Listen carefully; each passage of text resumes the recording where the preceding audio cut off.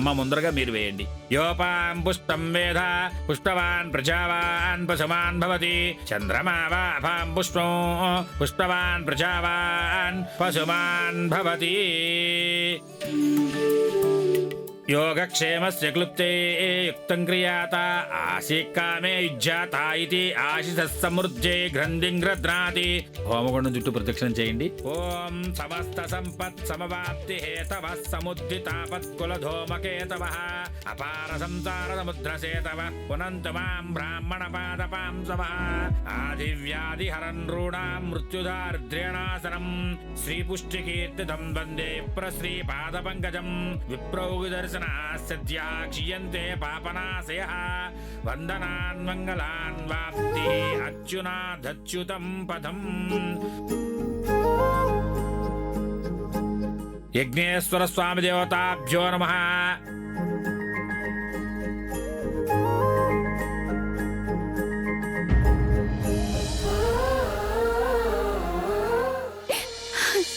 పిన్ని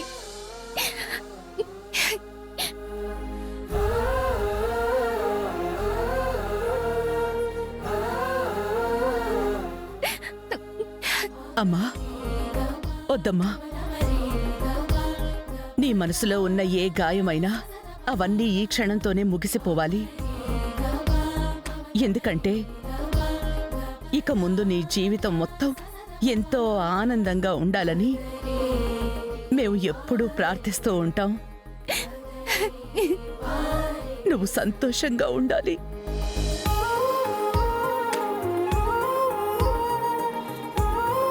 అమ్మా దామిని, ప్రతి తల్లికి తండ్రికి తమ జీవితంలోనే అతి బరువైన క్షణాలమ్మా ఇవి.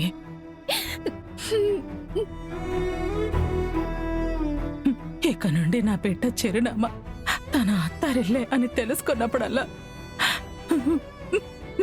ఎంతో బాధగా అనిపిస్తుంది.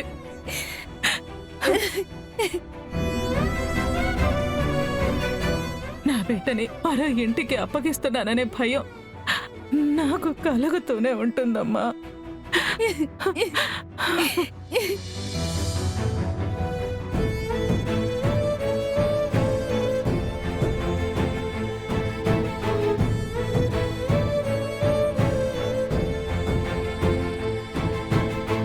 బాబుదేవా,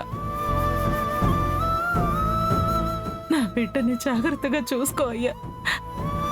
తెలియక ఏమైనా పొరపాటు చేస్తే పెద్ద మనసు చేసుకుని క్షమించు.